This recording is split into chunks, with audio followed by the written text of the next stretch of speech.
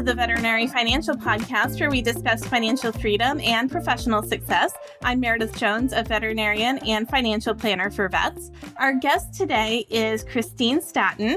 She's a veterinarian, a practice owner, a veterinary business coach, and she has a popular Instagram account called the Veterinary MBA. Christine, welcome to the show. Thank you so much. I'm so excited to be here. Christine, so you wear many hats between running the practice and everything else that you do. I'm really curious about your journey to how you got where you are today. What are the big career steps that have gotten you to where you are now? Well, I'm going to start way back, and I'm going to admit something that really doesn't fit in the vet world very much. So I think most people who got into vet med probably has a story generally involves maybe their dog having parvo when it was a puppy at 5 years old. And that wasn't my story at all. I was an animal kid. I was a 4-H kid. I raised a bunch of different kinds of animals, showed animals, including dogs, horses, a bunch of livestock. I was going to be an obstetrician in human medicine. I was going to be a physician. So I was a pre-med student through college. I worked in labor and delivery for 7 years as a technician. And I went to my veterinary school interviews, and they said, why don't you want to be a veterinarian? Or I went to my medical school interviews, and they're like, why don't you want to be a veterinarian? And I thought, what a dumb question. Like, why are they asking me that question? So after 7 live interviews, because back then they were all live, I came home and I thought, gosh, I need a better answer to that. And because I'm analytical, I took 2 pieces of paper and I thought, why don't I want to be a veterinarian? And I said, physician, veterinarian, pros and cons, pros and cons. And I literally wrote out the pros and cons of both. I spent a week interviewing veterinarians and interviewing physicians. And then at the end of that week, I actually pulled all my medical school applications and decided to apply to veterinary school. But one of the main reasons, which is here's where the admission comes, is the entrepreneurial side. I knew that I could own a clinic a lot easier in vet med than in human med. And in human med, insurance dictates a lot. Corporate really was all over it. And back then, corporate really wasn't involved in veterinary care.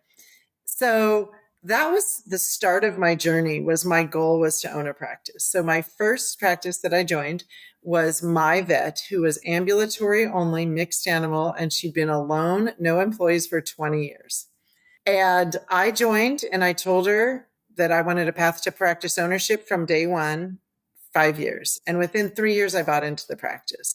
So that's the start of my journey. And then my vision was always to grow the practice, to actually hire employees because we didn't have any, and have a brick and mortar. Wow, that's amazing. I had no idea that they asked that question in med school interviews. Well, I think it was because of my application. My application was so heavy animal based that it was so obvious afterwards to me, like this was clearly where I was supposed to be. Cool. So next I'm going to ask you about just something that I think more practice owners and business owners in general should be doing that I know you do a lot of and talk about. So what is your approach to strategic planning at your practice? Yeah, it is very intensive and very, very helpful. So what we do at our practice is our management team goes away for 3 days. We physically go away from the clinic. We've learned that we have to go at least 4 hours from the clinic for this to be effective. Otherwise, we'll just come back if there's a problem. And we spend those 3 days very purposefully going over. Day 1 is where are you now? Day 2 is where do you want to be? And day 3 is how do we get there and how do we know we've arrived? When we do that, we have a ton of prep ahead of time, which involves our team all gets a 27-page survey that they all fill out. We collect client data. We collect financial data. We basically have everything we need to be able to say, where are we now? And have some objective and subjective criteria and really a lot of input from our team and our clients as to where we are now. And then day 2, same thing, input from the team. Oh, this is a problem. What's the solution that you suggest? So there's a lot of prep work that goes into it, but we come back with an action plan with a vision for the next 12 months. And then we break it up into 12 weeks. And we have a vision beyond 12 months, but we don't spend a ton of time on that. Because 2020 just rocked us all. It doesn't matter what our plans were, we all got knocked off of them. I'm not going to put a ton of energy into the 5 and 10-year goals. We know them. Then we meet every 12 weeks, a full day. The whole management team meets for a full day of 12-week strategic planning to say, how are we doing? What do we need to shift for the next 12 weeks? Makes it more bite-sized to do it that way. And it's literally propelled us to every goal that we wanted and beyond. So if we have a goal, even if it's insanely lofty and doesn't make any sense, we're going to get there because we have a plan to get there. Let me ask you this. How many practices do you think do what you guys do and have a strategic planning meeting every 12 weeks? Not the ones that come to me for help. I made a whole workshop on how to do this. And a lot of people, I think, are doing it that I talk to from that. No, I think people are afraid to leave their practice for 3 days. And I think those are the practices, those are the owners that need to strategically plan. How are they going to make the practice less dependent upon them? One of our big goals that I'm just so proud of, I'm bursting at the seams, because next week, our in-clinic childcare center opens for my team.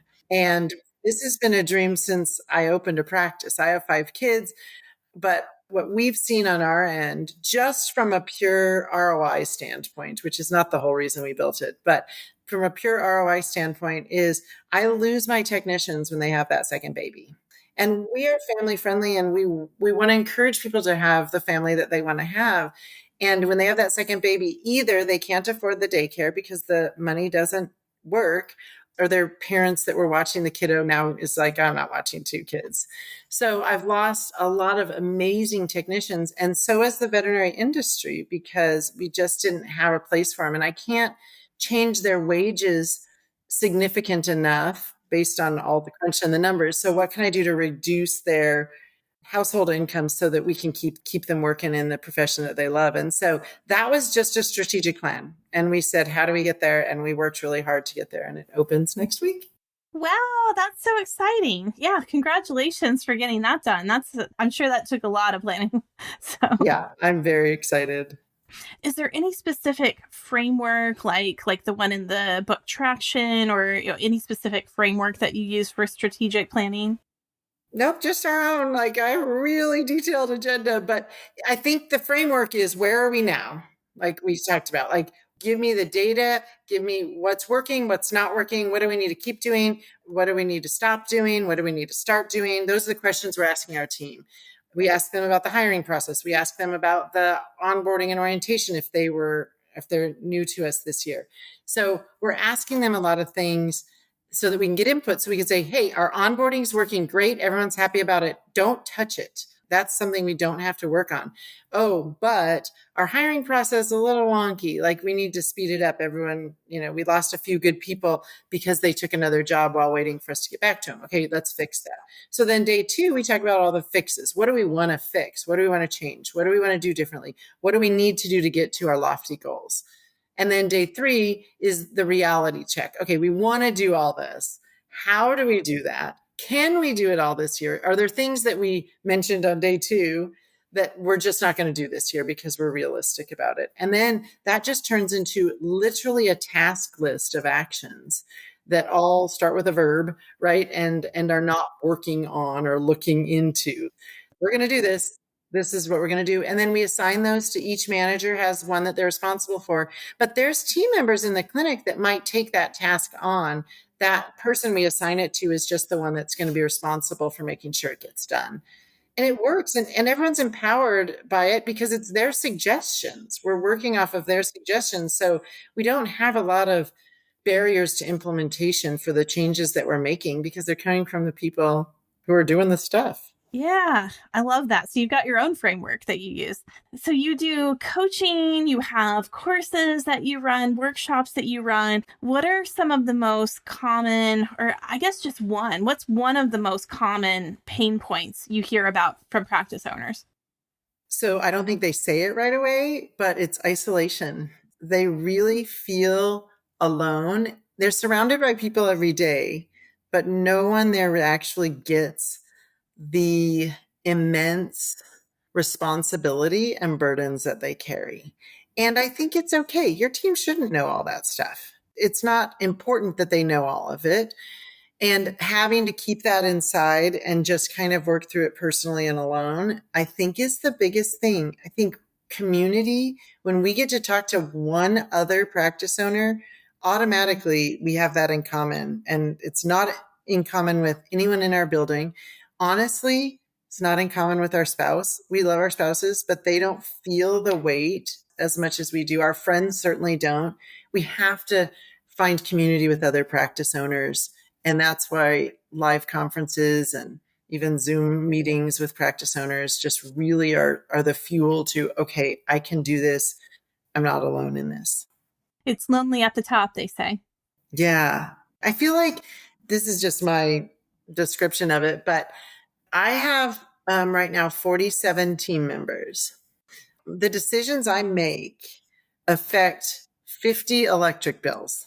My house, my 2 clinics, and 47 other people's electric bills. If I screw this up royally by making a major poor decision and we are not sustainable anymore, people don't have jobs. That's the stuff that makes me sweat at 2 a.m. sometimes when I'm making big decisions. And that doesn't need to go into my clinic. They don't need to know that. But boy, it helps when I'm sitting next to somebody else who's felt that or is currently feeling that.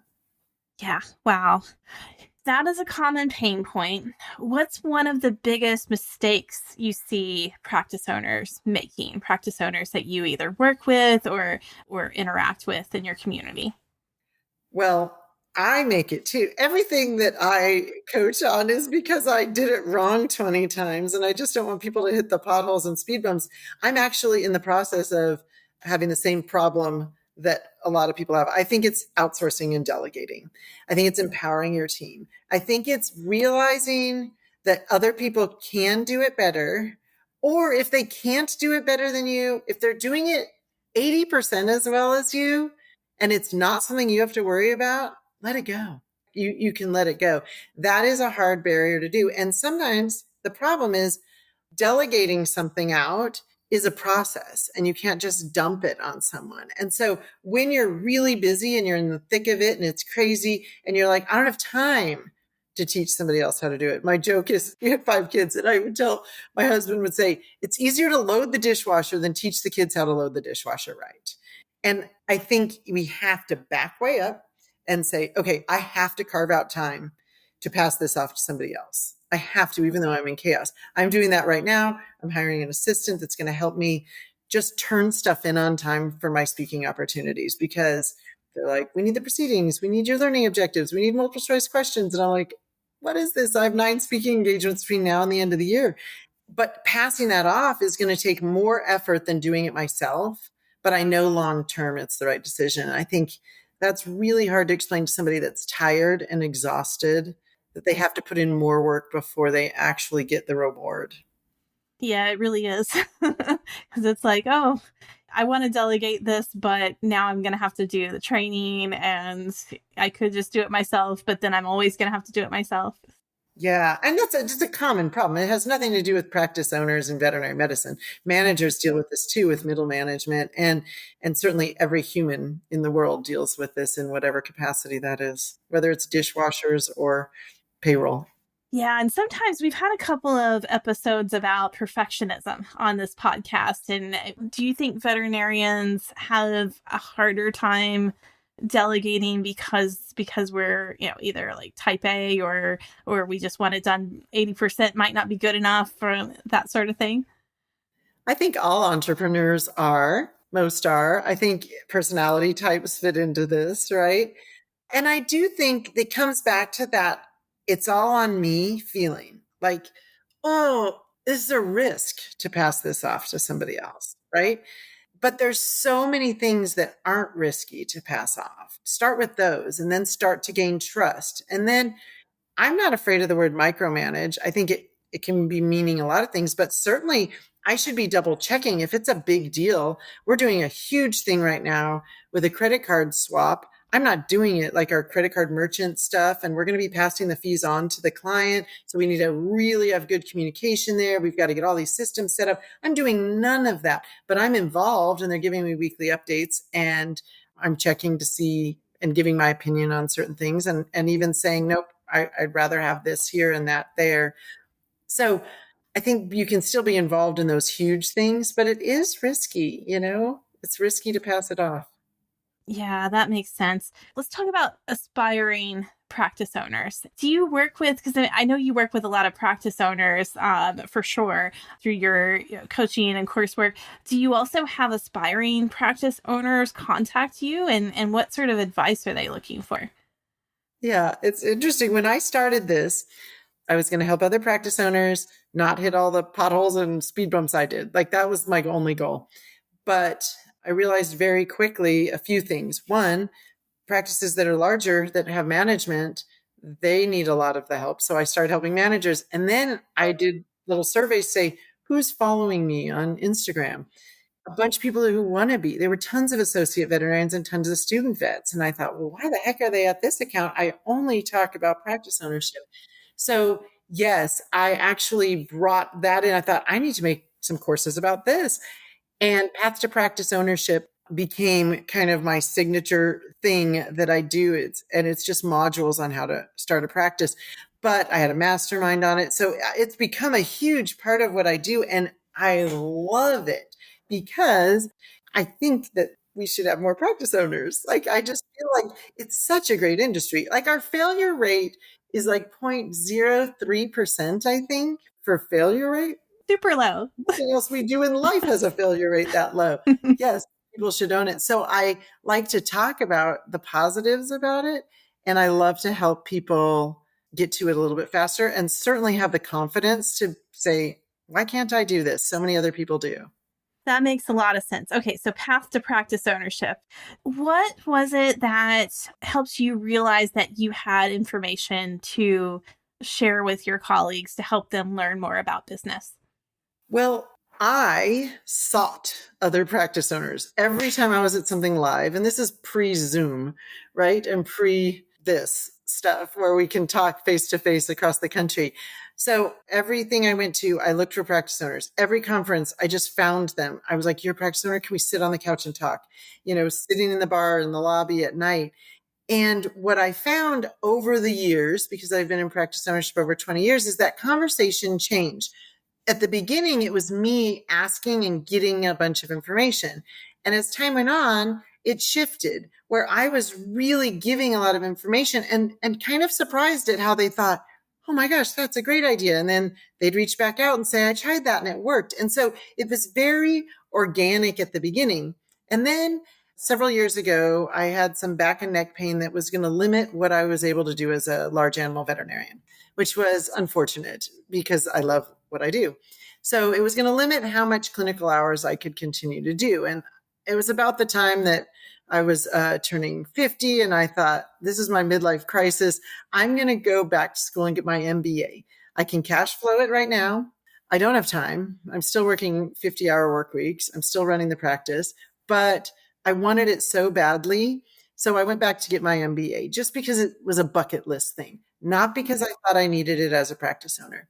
And about the second week into my MBA, my first course, I thought, oh my gosh, I have a lot of real world learned knowledge. And now I'm getting this book knowledge. If I put this together, I could make, well, first I was like cliff notes of these courses. So I started taking notes on a side paper of what about this applies directly to practice ownership that I should tell people about. And immediately that was like, I'm just going to record a course. Like that's the easy answer and put a bunch of applicable things for my practice. So I think the second week of my MBA course, I got the trademark for veterinary MBA because immediately I was like, I know what I'm going to do with my extra time, which of course you don't really have extra time, but I know where I'm going to spend my energy moving forward, even though I'm still in my practices. I still see some patients, but this has become my passion project. So you mentioned one course for aspiring practice owners. What are a couple of your most popular courses for current practice owners? I think the most important course is about vision, mission, and core values. It's not sexy. Nobody wants to sit and talk about it. They don't even want to pull theirs out of a desk drawer and look at it. But for me, I think that is the cornerstone of you have to have that locked in. And so That's probably for me, I think the most important. But the outsourcing and delegation course is by far the most popular individual course. And then building your dream team, we've got a whole workshop on that where you go through hiring and attracting the right people and onboarding them correctly, and all filled with the mistakes that I made, right? I talk as much about what I did wrong as what I did right. And I get to infuse a lot of what I learned in that MBA into it. And I was really fortunate to pick a program that was a small business focus. So I didn't have to take any macroeconomics or international business. And I got to fill it with leadership communication, with family business courses. And so really relevant stuff to what I'm doing every day and what other practice owners are doing every day. All right, that's awesome. You mentioned extra time, and you have 5 kiddos, you're a practice owner, and you do all of these other things, right? So what is your point of view on work-life balance? Do you think there is such a thing? No, I hate that term. In fact, I shouldn't even share all this, but I just gave a list of terms that I don't want to use in my social media because I'm having some people help me with some stuff in social media. I do all my own posts. I do all of them all myself, but they're helping me with launching some stuff. And I said, these are the words that I do not want you to use ever. And that is work-life balance is by far like the top one. Here's my thoughts on it. I get what people are saying when they say they want work-life balance. I get that. But my thoughts are balance to me looks like a scale.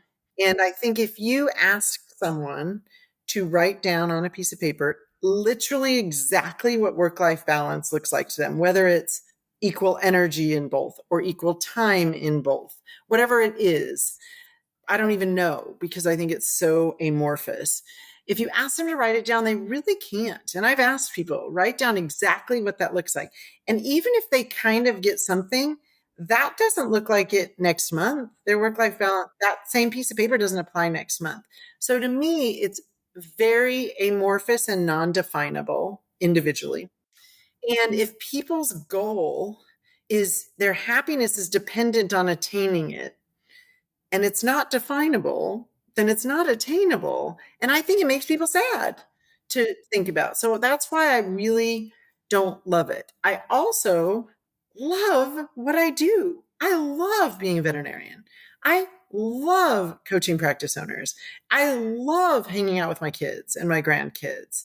I love vacationing. All these things don't have to be separate circles that can't touch. I love them all integrated. I have no problem reading blood work on a beach.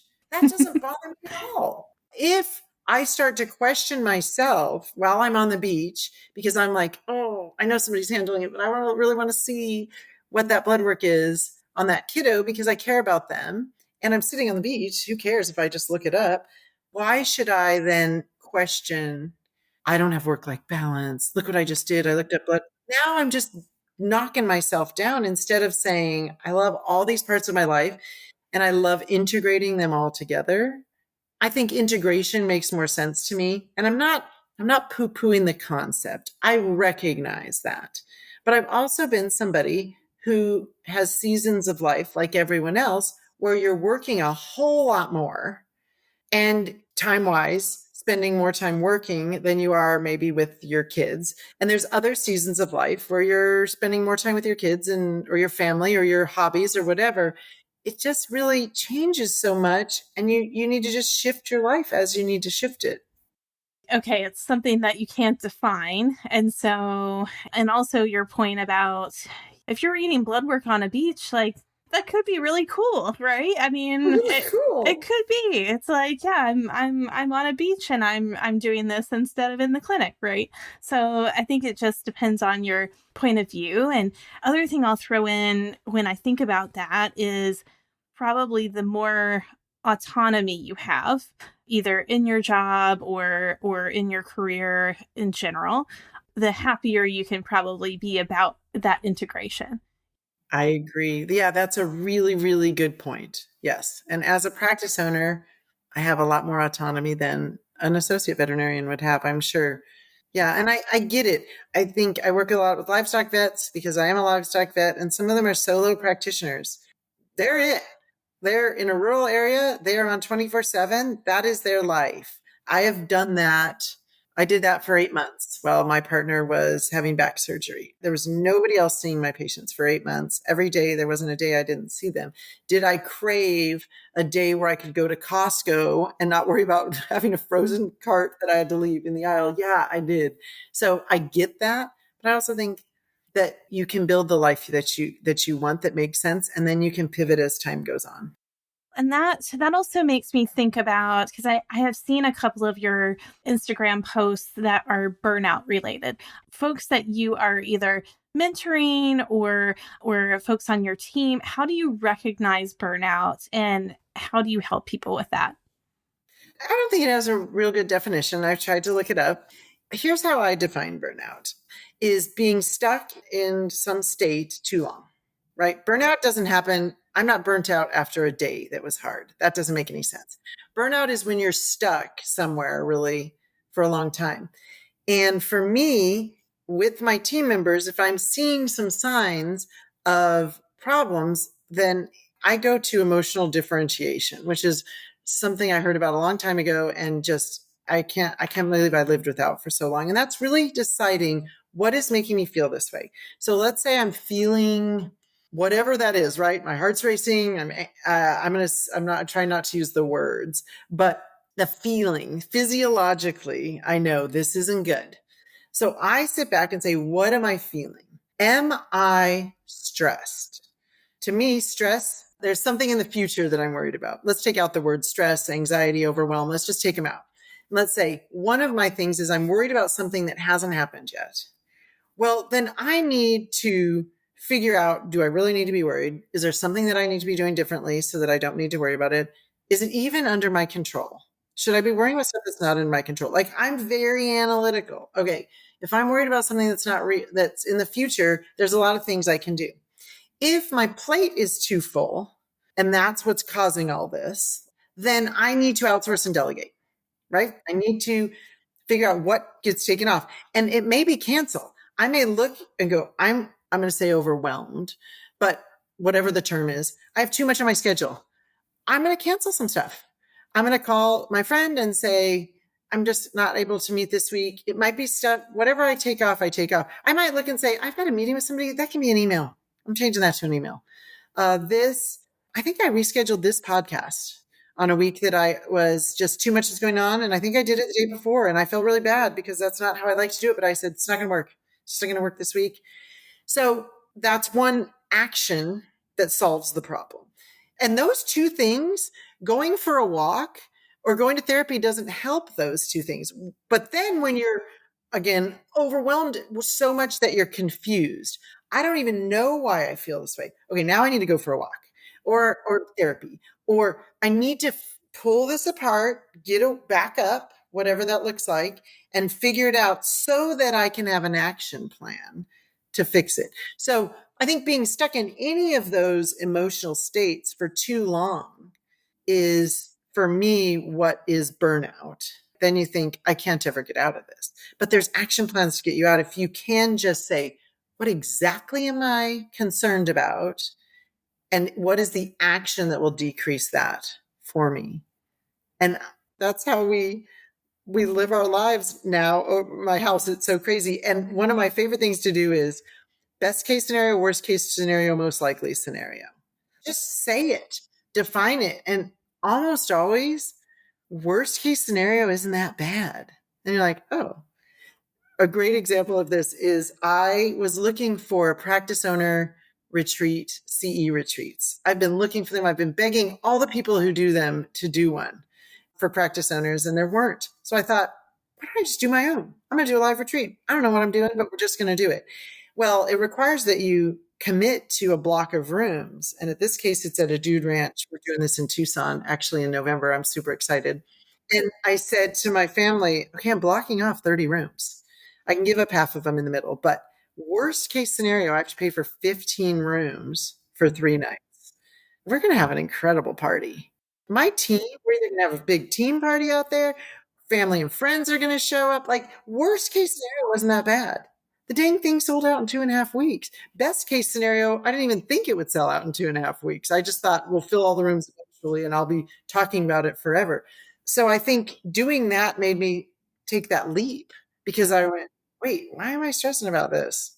Worst case scenarios, not horrible. Yeah, it's money, but it would have been a really incredible party.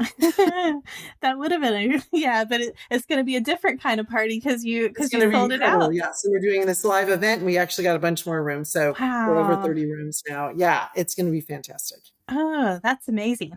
Yeah, and I like that. I like that advice about worst case scenario, best case scenario, and then most likely scenario. And I think that can be applied to so many things. That can be applied to a major business decision. It can be applied to starting a business versus not. Because I talk with a lot of financial planning clients who, they're thinking about, gosh, do I start that mobile clinic? Or do I make that leap into relief work? And they're trying to make this decision. Yeah. So I think that could be a really good framework to use. I use it all the time with people trying to buy a practice. We sit down and we're going over it. I'm working with somebody right now who's trying to decide, does she buy into her practice? Does she buy the practice down the road or does she start her own practice? And we're going over literally best case, worst case, and really just leap, just take a leap. But you're right. It can be used in anything. I have a 3-year-old grandson who's not verbal. And so he was going to get tested for autism. And I sat with my son and my daughter-in-law the night before, and there was a little nervousness about what does this mean for the future? And again, we're getting anxious about something that hasn't happened yet. But I said, okay, let's just do best case, worst case, most likely scenario, right? Worst case scenario, the kid's pretty functional at 3. Worst case scenario is he's autistic and there's a lot of stuff we have to do for him. Best case scenario, he's not autistic. What's the most likely? And all of us said somewhere in the middle. He's autistic, but he's not. He's probably going to assimilate well with the world. So literally we used that for that scenario. And he went in and did a whole day of testing and is not autistic. Like, it was crazy to me. That wasn't even, wow. Like we said, best case scenario, we're like a little bit like, and it's good. But worst case scenario wasn't bad. And I think we all slept a lot better that night before the test. We use it in every part of our life. Christine, you are just a wealth of knowledge. So what's the best way for our colleagues to get in touch with you? Veterinary-MBA is the website and has most of the information. I just love chatting with people. So there's a contact thing on there. I read all my own emails. I look at all my own DMs.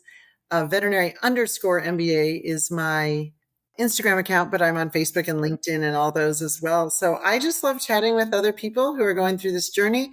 I love chatting with students that are interested, managers that are struggling with pain points, practice owners that are struggling or thriving and just want to do better. I learn from everyone I talk to, and I have a lot of resources in an arsenal library that can address almost every pain point that's been brought forward to me.